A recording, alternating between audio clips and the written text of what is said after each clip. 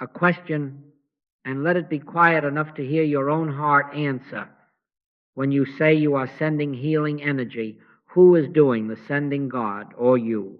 Not what you intend, not what you hope, but who is the actor in that moment? If there is a sender, there must be a self-imagined as a center of power, a self that reaches, that projects, that tries to fix. But hear the Master, I can of mine own self do nothing. The Father that dwelleth in me, he doeth the work. If that is true of the Christ, what of you? What of me? I know the habit, and I will not ridicule it. We visualize light, we push waves of warmth, we concentrate, we direct an outcome. We say, I am holding you, I am covering you, I am sending to you. But pause and listen beneath the words. What is the hidden assumption of authority there? Who appointed the little me custodian of the universe's currents? Who authorized us to trespass a soul's path because our fear cannot bear their pain? Do you see how subtle personal will can wear the garments of compassion? It is the same double-edged law that governs all. As ye sow, so shall ye reap.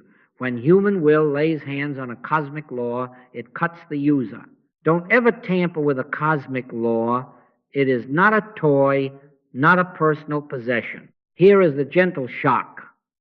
Spiritual help is not projection, it is surrender.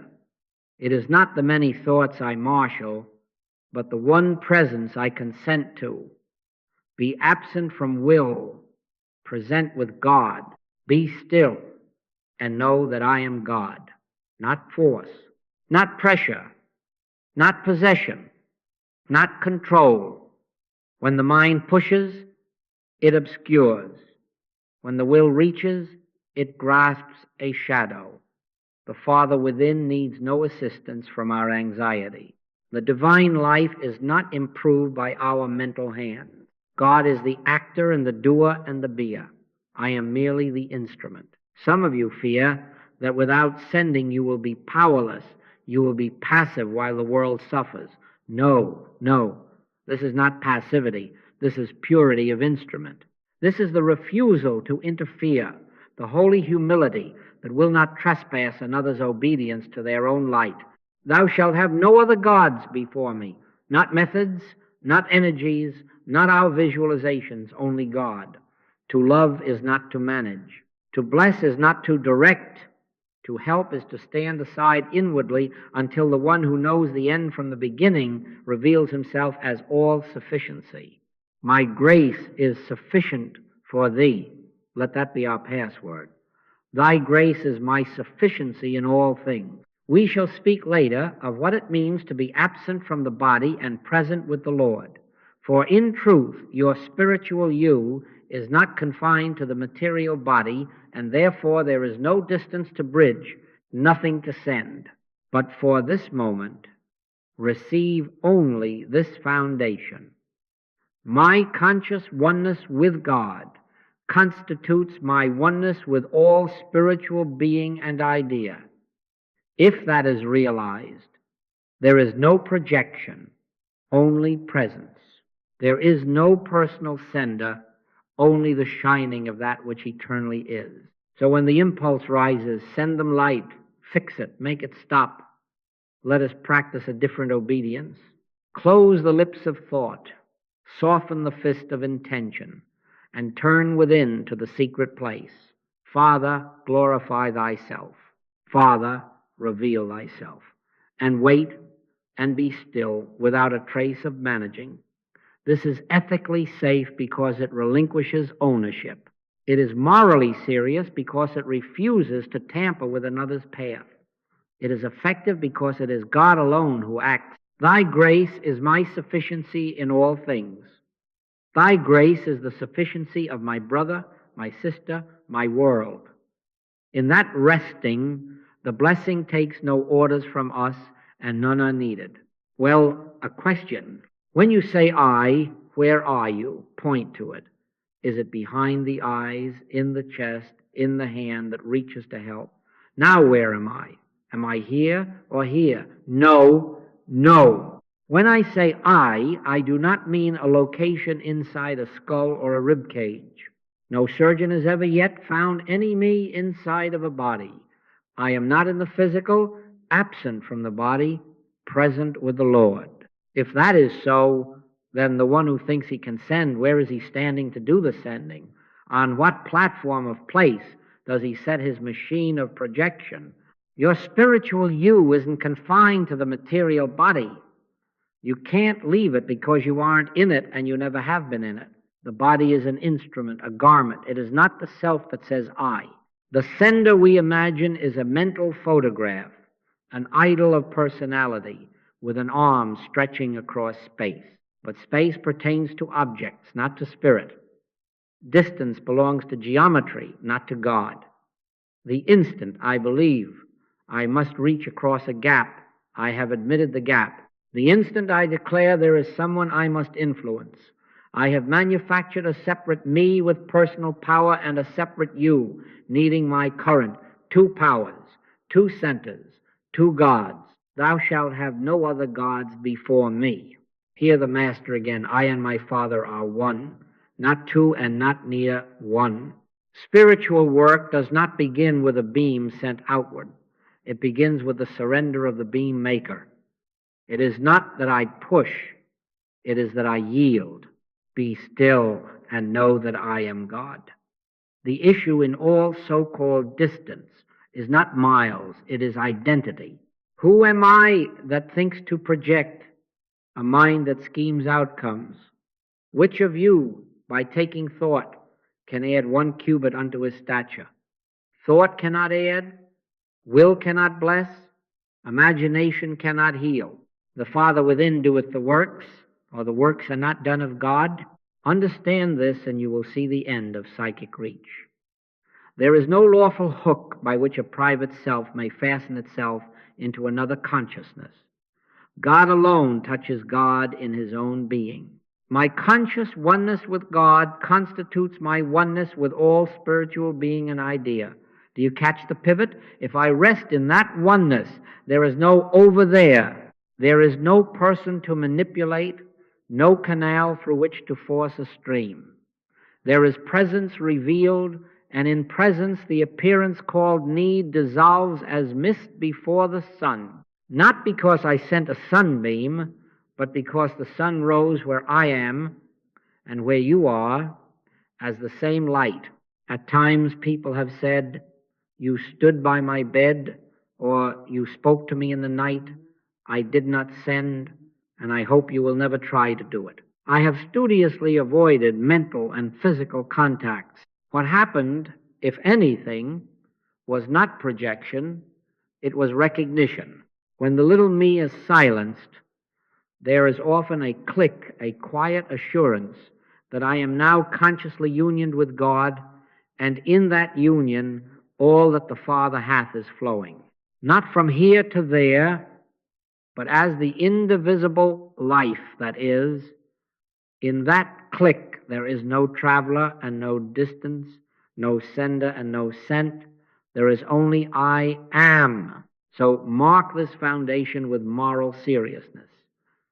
Every attempt to project presupposes a private proprietor of power, and that is the very error from which we seek freedom. We do not need a longer reach.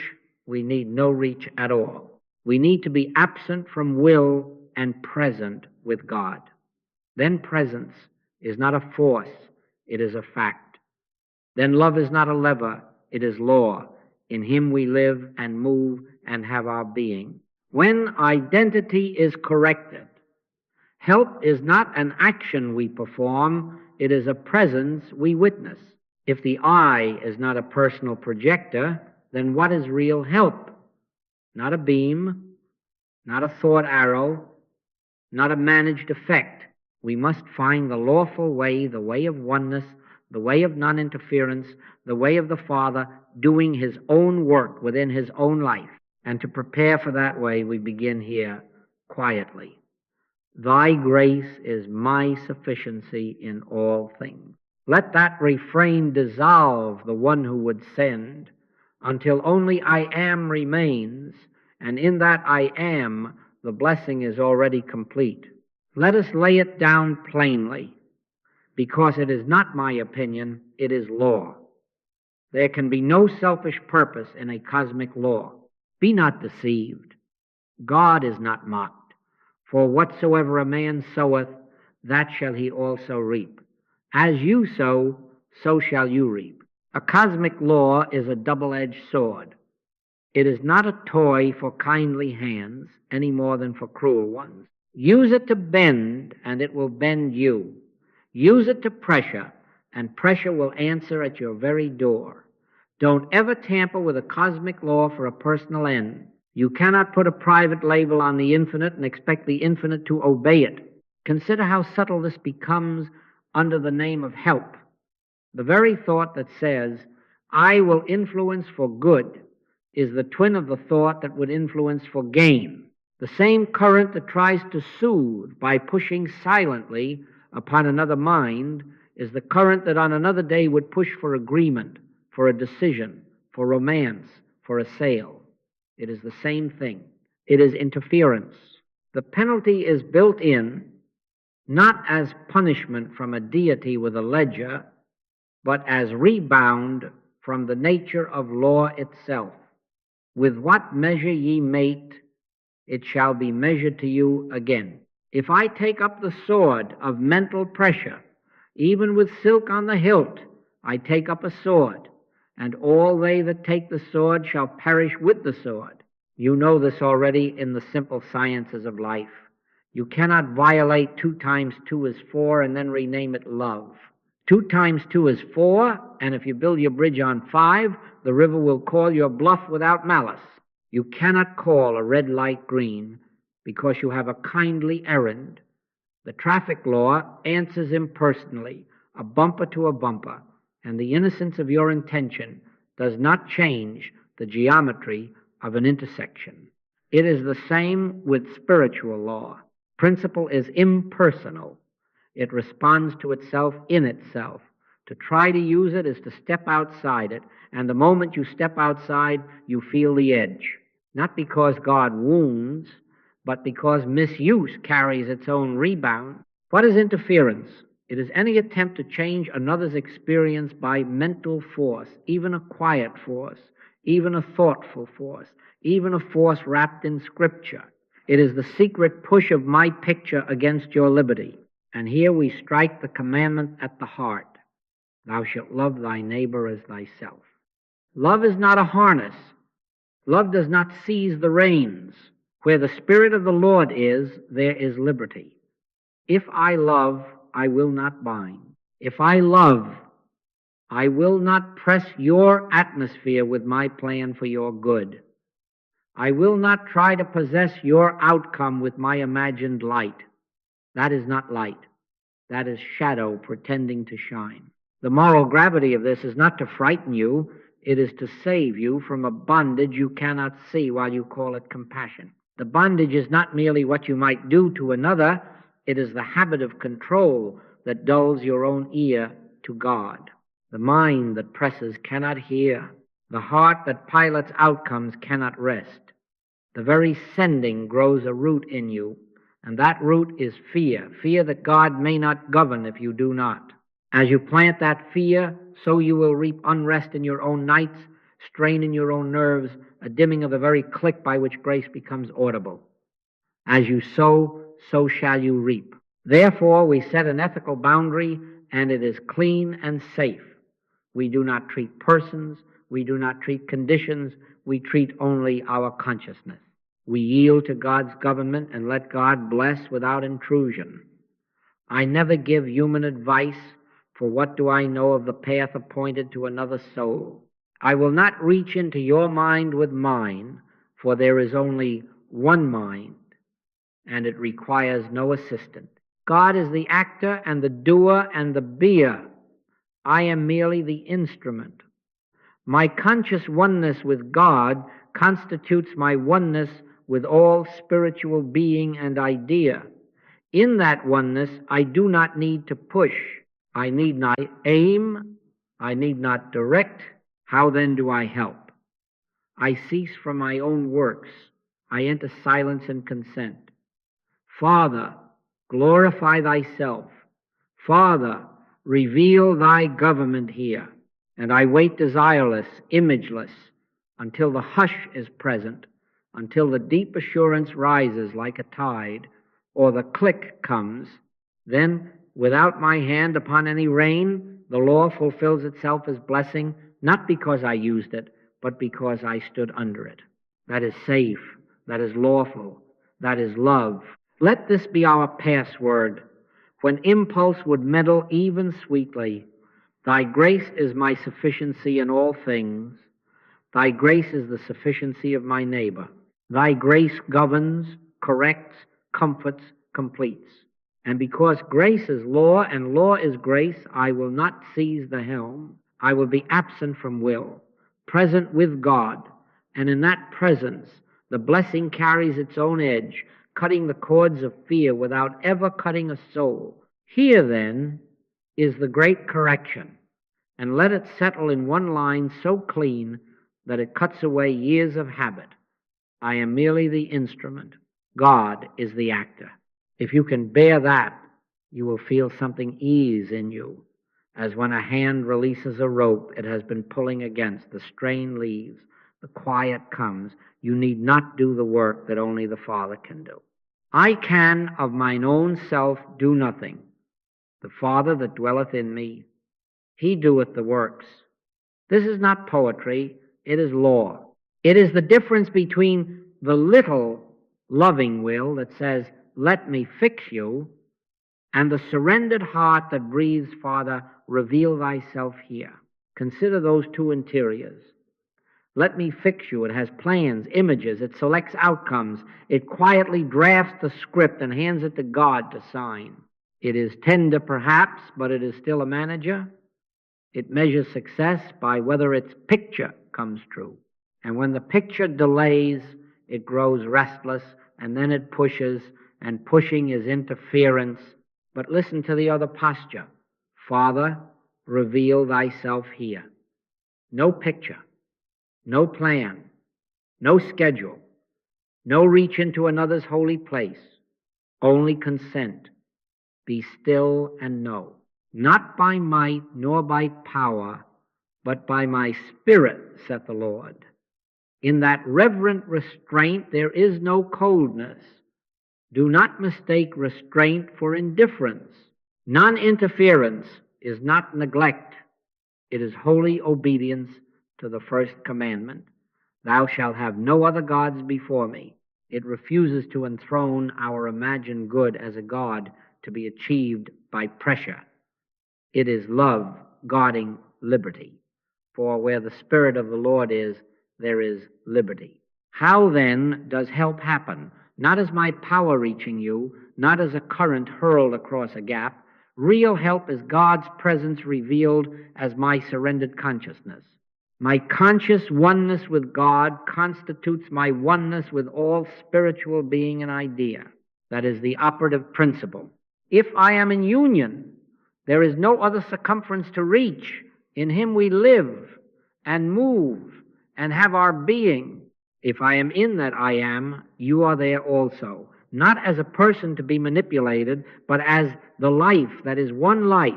There is no sending in that. There is shining. There is no engineering. There is beholding.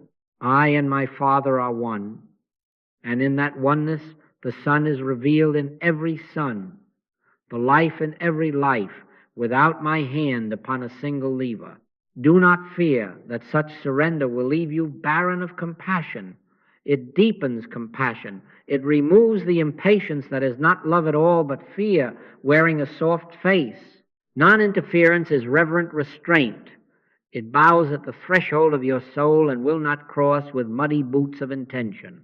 It waits upon God because God is already present, and presence needs only to be recognized, not sent, not secured. Think of sunlight. It does not argue with a closed curtain, it simply shines. When the curtain is drawn back, there is no travel, no effort.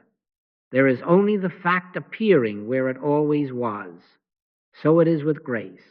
Many times in the long watches I have entered the silence without a single desire but God, and I have waited empty, imageless, until the click came, and with it the assurance, I am now consciously unioned with God.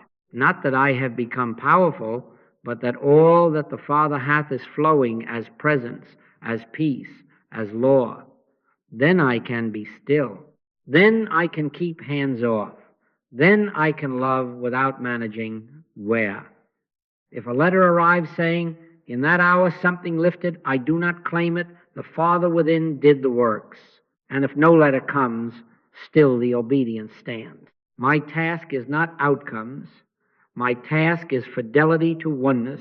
This asks a practice, and it is simple, though it will cost you the vanity of being necessary. It asks silence. It asks receptivity.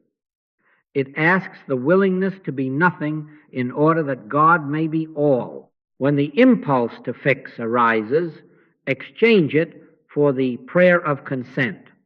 Father, glorify thyself. Father, reveal thyself here. And then let the hush deepen until you sense the inward yes-no fireworks, just the settled knowing. Thy grace is my sufficiency in all things. Thy grace is the sufficiency of my neighbor. Leave the reins. Stand under the law. Let the Father within doeth the works.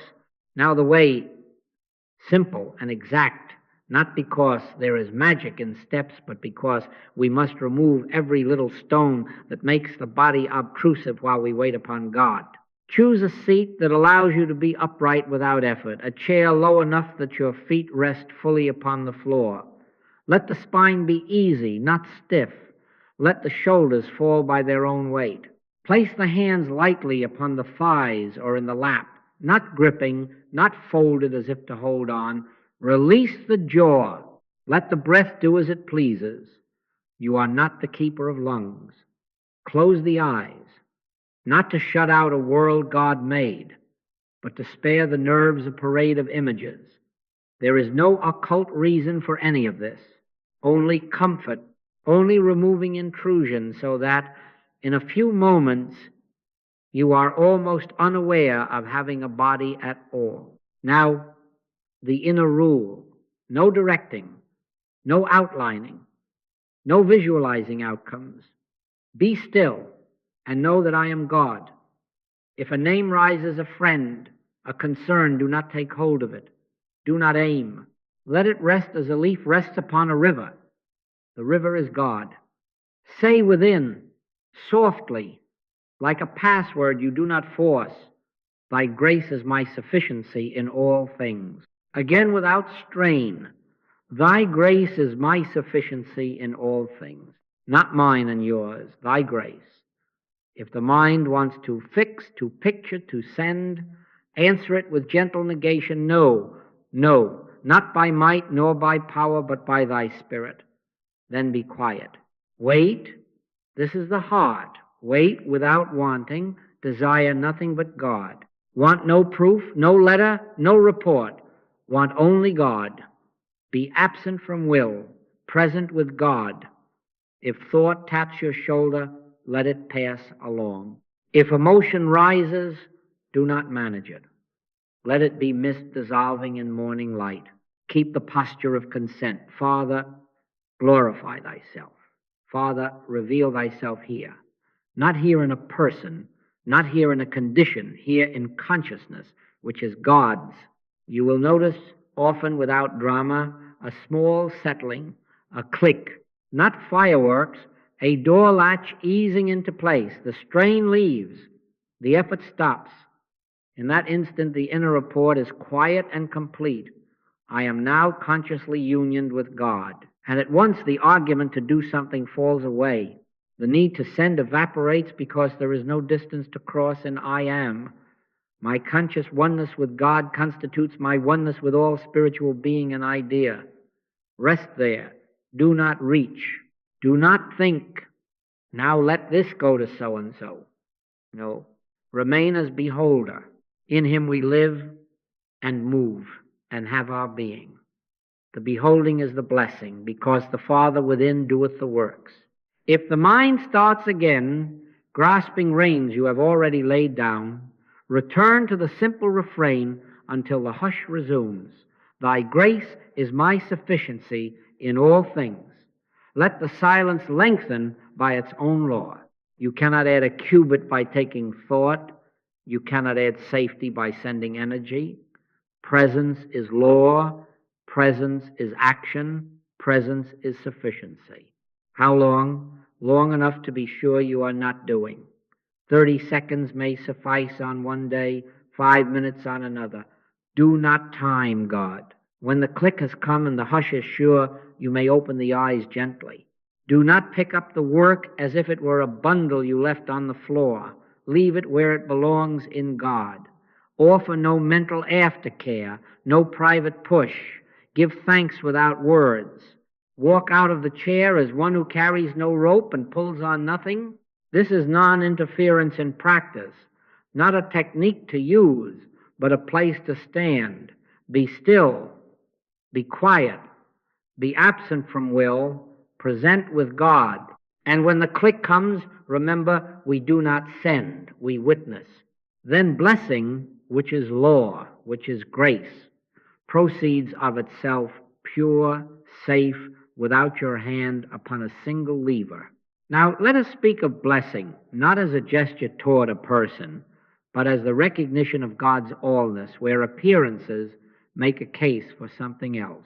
Judge not according to the appearance, but judge righteous judgment. Righteous judgment is not opinion. It is the inner beholding of God as the only presence, the only power, the only activity. To bless is to say within, not with words alone, but with being. God is here. Life is here as one life. Harmony is the law. And then we keep hands off. Make a clear distinction in your own practice between a target and a consciousness. We are not aiming at a person. We are not entering their room as mental visitors. We are not leaning into a mind to press it toward a decision. That is interference. That is the old habit, wearing new clothes. Instead, we turn to God, to the I am. We stand in the secret place of the Most High and witness. If a name arises, we do not travel to that name. We acknowledge presence where we are, and presence is omnipresence. My conscious oneness with God constitutes my oneness with all spiritual being and idea. In that oneness, there is nothing to reach, only everything to revere. Here is a simple inner wording that protects this boundary and opens the door without pushing it. Father, thou art here, thy grace is sufficient. Reveal thy harmony. Then silence. Not a long embroidery, not an outline, not a map for how harmony must display itself. Father, thou art here, thy grace is sufficient. Reveal thy harmony. Then be quiet. Be absent from will, present with God. Let the river be the river, and the leaf be the leaf, not by might, nor by power, but by my Spirit, saith the Lord. Why is this safer? Because it honors liberty. Where the Spirit of the Lord is, there is liberty. It refuses the subtle claim, I know what ought to happen in that life. It refuses to play God under the banner of compassion. It prevents the bruise that comes from pressing upon another's circumference. And it keeps you within the commandments. Thou shalt have no other gods before me. Thou shalt love thy neighbor as thyself. Love will not harness. Love will not secretly pilot another ship while calling it prayer. Blessing stands at the shore and recognizes the sea as God-governed, and then is still. But if I do not send, am I doing nothing? No, no. You are doing the only thing that is lawful. You are yielding yourself to be the transparency through which God appears as God's own action. You are refusing the two-power belief that says there is a problem over there and a solution over here. You are abiding in oneness until the click comes and the hush certifies, I am now consciously unioned with God. In that union, the Father within doeth the works. Often you will never know what or where or how, and that is part of the safety. You have not used the law. You have stood under law. You have not aimed at a person. You have adored the presence. If the phone rings with troubling news, do not rush the mind across town. Close the door within. Sit, if you can, for a moment, and let the simple prayer rise. Father, thou art here. Thy grace is sufficient. Reveal thy harmony. Then keep silence until the rest comes, until the strain lets go. If no seat is near, the heart can kneel while the feet stand. One breath, one inward bow, and you are under the government of God. Seek ye first the kingdom of God and his righteousness, and all these things shall be added unto you. Added, not sent. Appearing, not engineered. Learn to trust the unseen rectification that follows true blessing. Sometimes the letter arrives. Sometimes it never does. Sometimes the appearance shifts. Sometimes it ripens invisibly in ways you cannot chart. Your fidelity is not to outcomes, it is to presence. Keep the boundary clean. Do not invade, do not enter, do not guide another's decision. Let grace be the activity. Thy grace is my sufficiency in all things. Thy grace is the sufficiency of my neighbor. Stand there. Rest there. And the blessing, which is God being God, proceeds of itself. Now we must tell the truth to our own hearts about the engine behind this beautiful impulse that wants to send. What is it? It is fear. Fear that they will not be okay unless I act. Fear that I will be helpless unless I exert myself. Fear that love is weak unless it takes a steering wheel. And fear always comes dressed in urgency. It whispers, hurry, do something, push a little, and then you will rest. But hear the scripture. There is no fear in love, but perfect love casteth out fear. If fear is pushing, love has not yet taken her seat. Do not condemn yourself for discovering this. Let the light be kind. Let it be exact. Let it say, I see the fear, but I will not enthrone it as guidance. Do you recognize the twin of that fear? It is the subtle desire to be the one who changes things, the quiet longing to be necessary, to be the instrument with a name on the plaque. It is so gentle it seems holy. If I can move this, I will sleep tonight. But that is the old manager returning through the servant's door. Which of you, by taking thought, can add 1 cubit unto his stature? The anxiety that drafts a plan and calls it compassion wants relief for itself as much as remedy for the other. Let us be honest. Honesty is mercy. When I feel that itch to reach and fix, I am not abiding, I am bargaining. I am saying, I will feel peace when this changes. That is 2 powers again, peace over there secured by a push from here. No, peace is not over there. Peace is I am. Here is the compassionate correction, and it will sting only where will clings. If there is pressure in it, it is still will. A silk glove can hold the same fist as a mailed gauntlet. A feather can bruise if used as a lever. Love does not pressure. Love is law as liberty. Where the Spirit of the Lord is, there is liberty. If I love, I do not enter your sanctuary with my outline and my hurry, even if my outline is sweet. If the heart says, but I must do something, answer it with truth. Be still. Do not mistake agitation for compassion. Do not confuse intrusion with help. Thou shalt love thy neighbor as thyself. And how do I love myself? Not by pushing upon myself, not by coercion, but by yielding to God. So too with my neighbor. What then replaces fear? Sufficiency. Fear not, little flock, for it is your Father's good pleasure to give you the kingdom. It is not my pleasure to wrench it from his hand. Thy grace is my sufficiency in all things, not my tension, not my plan, not my projection. Thy grace.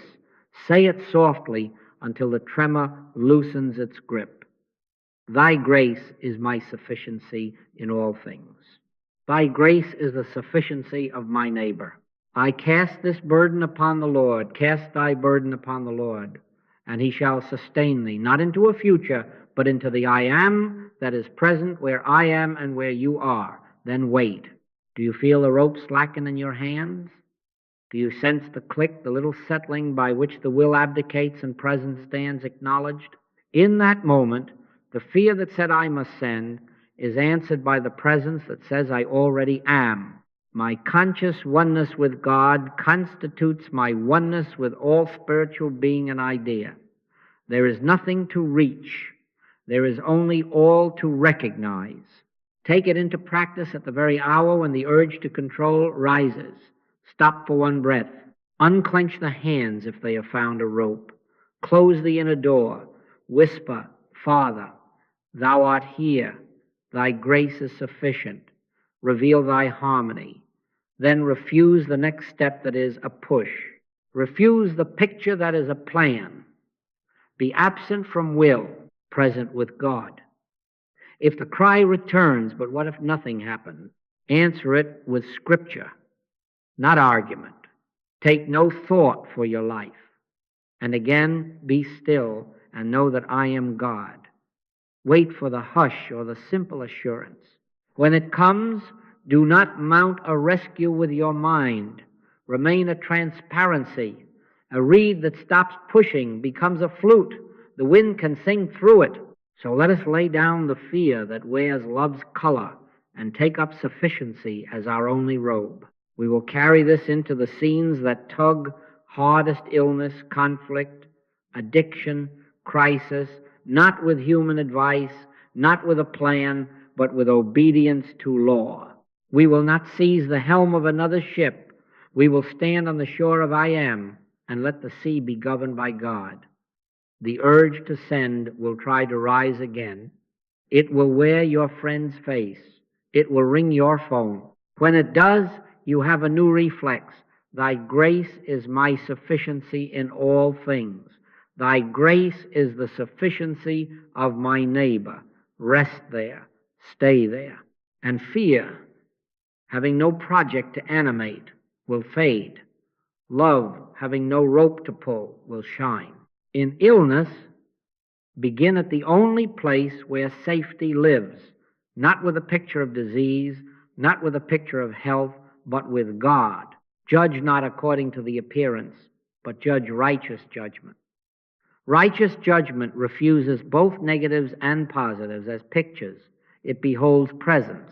If I take a body image into consciousness and try to force light through it, I have returned to sending. No.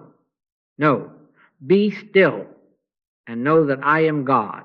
Sit as we have learned, without outline, without aim, until the click comes, and with it the quiet knowledge. I am now consciously unioned with God. Then the prayer is not, heal that lung. It is, Father, reveal thyself as the only life here. I am the Lord that healeth thee. Life knows how to be life. Harmony knows how to be law. My conscious oneness with God constitutes my oneness with all spiritual being and idea. I do not send that oneness to a ward. I rest in it, and I keep hands off. Often a note will come, something lifted, and just as often nothing arrives at all, and yet the fidelity stands. Outcomes are not my altar. Obedience is. In decisions, the temptation is subtler, because ego baptizes preference and calls it wisdom. We long to send clarity, which usually means choose as I hope. That is interference with a hymn book in its hand. Trust in the Lord with all thine heart, and lean not unto thine own understanding. He shall direct thy paths. Divine mind is infinite intelligence. It needs no push from my finite outline to guide another soul. So when a loved one weighs paths, I will not fly my thought into their sanctum to tip the scales. I turn within. Father, thou art here. Thy grace is sufficient. Reveal thy wisdom, then silence. If they ask for information, give facts, not pressure. If they ask for your story, give truth, not leverage. And when they choose, Resist the itch to congratulate grace only when it agrees with you. Not my will, but thine be done. Where the Spirit of the Lord is, there is liberty. In relationships, lay down the impulse to heal another's feelings by influence. A feather can be a lever when will holds it. Love does not lever. Love liberates. Charity seeketh not her own. If a friend is cold, do not warm them by mental heat. Become still until the click assures oneness. Then meet them with the only safe currency, a presence that wants nothing, takes nothing, and therefore cannot manipulate. Outwardly, speak kindly, apologize if you must, make amends if you should. Inwardly, keep the sanctuary clean of plans. No imaging of how they should respond. No rehearsed outcomes dressed as prayer. Thy grace is my sufficiency in all things. Thy grace is the sufficiency of my neighbor. Think of it as engineering. If you lay a foundation on ego, the wish to fix, to be right, to be needed, the load of every outcome bears upon a false footing, and the building complains. Cracks appear, strain in the nerves, hurry in the tongue, disappointment masquerading as righteousness. 2 times 2 is 4. You cannot build on 5 and call it mercy. But if the foundation is God, if the footing is oneness and the girders are consent, then the structure stands without strain. The same winds blow, the same rain descends, and yet it holds, not by your piloting, but by principle obeyed. Whosoever cometh to me, and heareth my sayings, and doeth them, is like a man which built an house, and digged deep, and laid the foundation on a rock, now the boundary that protects both love and law. What may we do outwardly? Everything compassion dictates that does not invade another's liberty. Call the physician, cook the soup, drive the car, watch the children, share honest data. Keep your word, set clean personal boundaries. If thine enemy hunger, feed him. Bear ye one another's burdens with hands, with time, with presence. What must we not do inwardly? Aim thought like an arrow. Send energy. Outline decisions. Massage emotions by silent persuasion. I never give human advice, for I do not know the path appointed to another soul. I give room for God. This is non-interference, not as passivity, but as obedience to the first commandment. And it works in every case because it trusts God's government rather than personal influence. So when the phone rings, or the tear rises, or the choice hangs in the air, let the reflex be holy and simple. Father, thou art here. Thy grace is sufficient. Reveal thy harmony. Then be still. Be absent from will, present with God. And the blessing, the only safe activity, takes care of itself. The Father that dwelleth in me, he doeth the works. Now the railings, clear and kind, that keep love from tumbling into manipulation. In this work there are refusals that are not austerities, but protections. Protections for you, for your neighbor, and for the sanctity of the presence. That alone has the right to act. Hear them plainly. No psychic probing, no mental entering, no reading of minds, auras, histories, no commanding, no influencing, no treating to make someone comply with your wish or your picture of good. I have studiously avoided mental and physical contacts. I hope you will never try to do it. Do not aim thought like an instrument. Do not travel inwardly into another's holy of holies. The sanctuary is God's. Thou shalt have no other gods before me. To install your outline there is to enthrone another god, and cosmic law is a double-edged sword. As you sow, so shall ye reap. I never give human advice. Some hear that as withdrawal. It is not. It is humility. It is obedience to the fact that God alone knows the right unfoldment for a soul. Trust in the Lord with all thine heart, and lean not unto thine own understanding. He shall direct thy paths.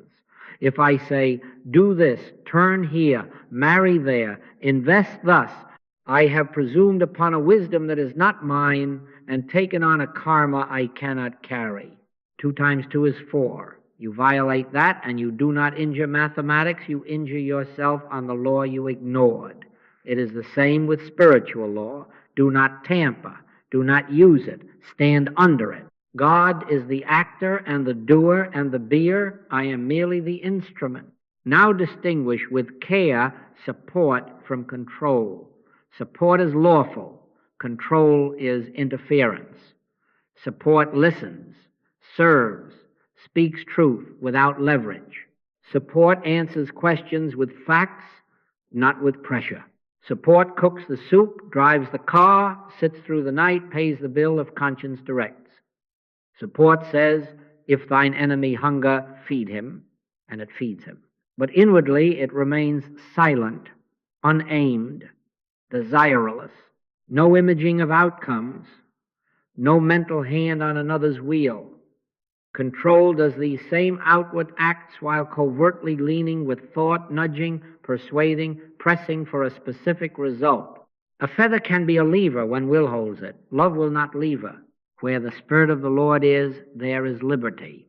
Tie your practice to the commandments, and the boundaries will hold of themselves. One God. Love thy neighbor as thyself. Would you wish to be nudged inwardly, to feel some unseen hand steering your choice? Then do not practice it subtly toward another. Therefore, all things whatsoever ye would that men should do to you, do ye even so to them. If you would not invite a stranger into your locked home at night, do not enter another's consciousness unbidden. If you would not want your prayers conscripted for someone else's plan, do not conscript theirs with yours. Keep the first commandment, and the second is its natural music. When I want nothing that you have and you want nothing that I have, there is no contest, only cooperation under God. Trust grows where there is safety, and safety grows where there is refusal to manipulate. People sense it. They rest in your presence because there is no hook in your glance and no rope in your heart. They discover that you will not read them, will not fix them, will not move them as pieces on your private board. They learn that you will be present and keep hands off, and that presence, God's presence, will be allowed to be itself without your annex. Then a new confidence appears, not in you as a personality, but in the God who is permitted to govern. With these boundaries clean and consecrated, we are ready for a simple daily replacement that will turn the old habit of sending into a quiet resting in oneness. Not a doing, not a method to use upon anyone, but a place to live from morning to night, absent from will, present with God. Thy grace is my sufficiency in all things. My conscious oneness with God constitutes my oneness with all spiritual being and idea. And from that oneness, the blessing, pure, safe, and free of interference, takes care of itself. Now the replacement, simple and daily, so ordinary that it becomes the air you breathe. Morning, before the feet touch the floor, before the mind enlists itself in lists, sit in the quiet or even rest on the edge of the bed and knock not out into the world, but upon the door of your own consciousness. Ask, and it shall be given you. Seek, and ye shall find. Knock, and it shall be opened unto you. We are not knocking for effects. We are not asking for outcomes. We knock for God. We seek God. We ask for God. 1 minute, 3 minutes, 5 if it comes easily, no timer on grace. Be still and know that I am God. Whisper soft and spare.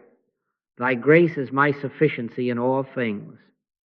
Then wait without wanting until the click comes, that gentle settling by which the will abdicates and presence is acknowledged.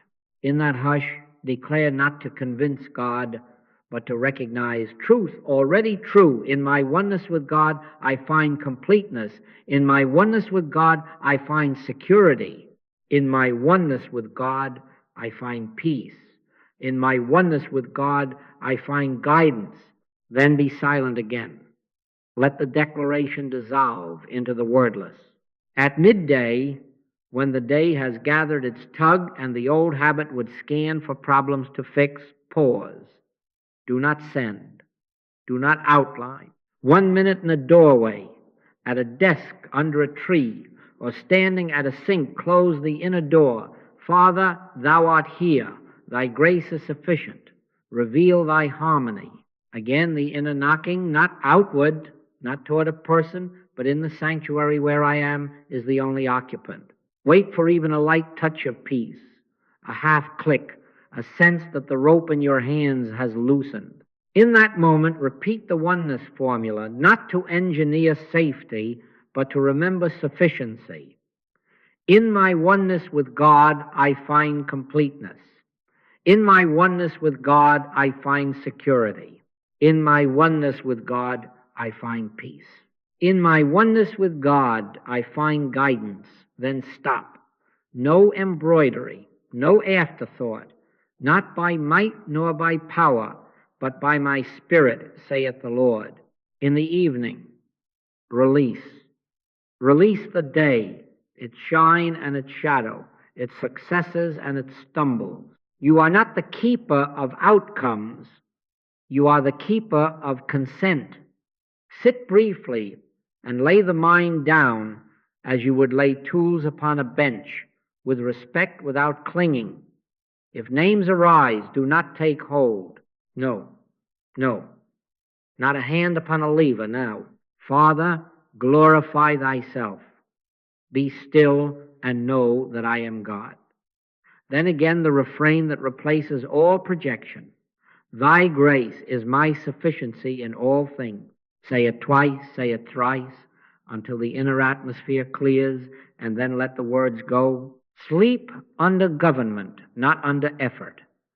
I will both lay me down in peace and sleep, for thou, Lord, only makest me dwell in safety.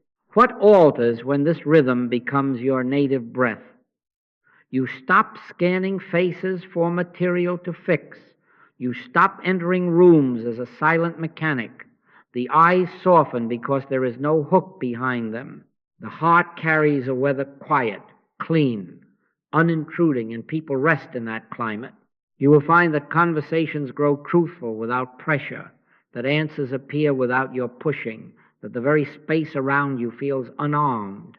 This is not charisma, it is absence of will. Where the Spirit of the Lord is, there is liberty. Liberty to be, liberty to choose, liberty to unfold under God. Remember the instruction at the door, knock, but knock at the door of your own consciousness. Seek God, not effects. Ask for light, not for a map. Seek ye first the kingdom of God and his righteousness, and all these things shall be added unto you, added appearing of themselves under law, not sent by your outline. So we replace sending with resting, projection with presence, interference with obedience. Morning yields consent, midday recalls it, evening returns all things to God. And with each knock, with each quiet refrain, the old urge to push finds no hand to wear it. Let us seal this now, not with promise, but with prayer. Father, thou art here. I and my Father are one. In my oneness with God, I find completeness. In my oneness with God, I find security. In my oneness with God, I find peace. In my oneness with God, I find guidance. Thy grace is my sufficiency in all things, absent from will, present with God, and the blessing, pure and lawful, takes care of itself. We have walked a road together quietly, steadily, from the restless habit of sending to the restful grace of letting God be God. We have seen that sending is usually will in saintly clothing. It tamps upon another's liberty and trespasses upon a cosmic law that will not be handled. We have learned that when I put my hand upon the lever, even with a prayer on my lips, I have made two powers, A problem there, a fixer here. No, no. Thou shalt have no other gods before me. The only lawful movement is surrender. The only safe action is consent. The Father within doeth the works. In that surrender, instrumentality is restored. I am not the actor. God is the actor and the doer and the beer. I am merely the instrument. Silence becomes the sanctuary where we wait without wanting until the click comes, and in that click a blessing occurs that needs no projection, no push, no plan. Where is the one who thinks he can send? Search for him. Put your hand here or here. Now, where am I? Am I in the shoulder, in that knee? No, no. I am not in the physical. Absent from the body, present with the Lord. No surgeon has ever found a me inside a body. The I that I am is not local. The I that I am is spiritual. I and my Father are one. My conscious oneness with God constitutes my oneness with all spiritual being and idea. In that oneness I include all without intrusion. I embrace without entering. I belong to all without a single trespass. There is nothing to reach. There is only all to recognize. Omnipresence is not a distance to be crossed. It is presence acknowledged where I stand. Therefore, the practice is simple and perpetual. Be still and know that I am God. Remove the hand from the lever. Remove the outline from prayer. Sit, stand, walk, eyes closed or open, and wait in receptivity until the will loosens and the hush testifies.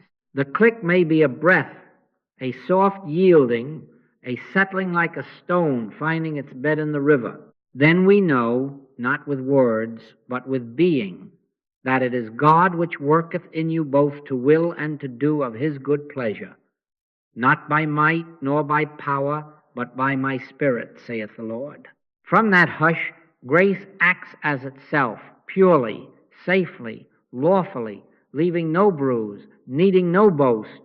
Sometimes a letter arrives, sometimes no letter ever comes. The fidelity is not to results. The fidelity is to presence. Keep, then, the boundaries that love requires. No psychic entering, no mental leaning, no advice that usurps the place of God in a brother's heart. We cook the soup, drive the car, tell the truth, watch the children, pay the bill, if conscience directs, and all the while we keep hands off within. Support without control, help without harness. Where the Spirit of the Lord is, there is liberty. And where liberty is cherished, trust blooms. Men and women rest, not in us as personalities, but in the God who is permitted to govern unhindered. As you sow, so shall ye reap. Sow non-interference, and you reap safety. Sow obedience, and you reap peace. Now take the final posture home, and let it be the music of your days. Father, live thou my life. Fulfill thyself in me. Not my plan, but thy presence.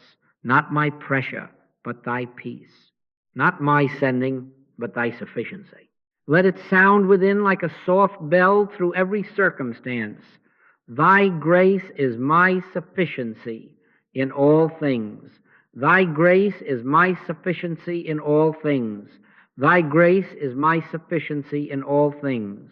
And because I am not in the physical, because I and my Father are one, in that oneness I include all in safety, without intrusion, without a single push. In my oneness with God, I find completeness. In my oneness with God, I find security. In my oneness with God, I find peace. In my oneness with God, I find guidance. I rest. And the law of harmony attends to what I could never engineer.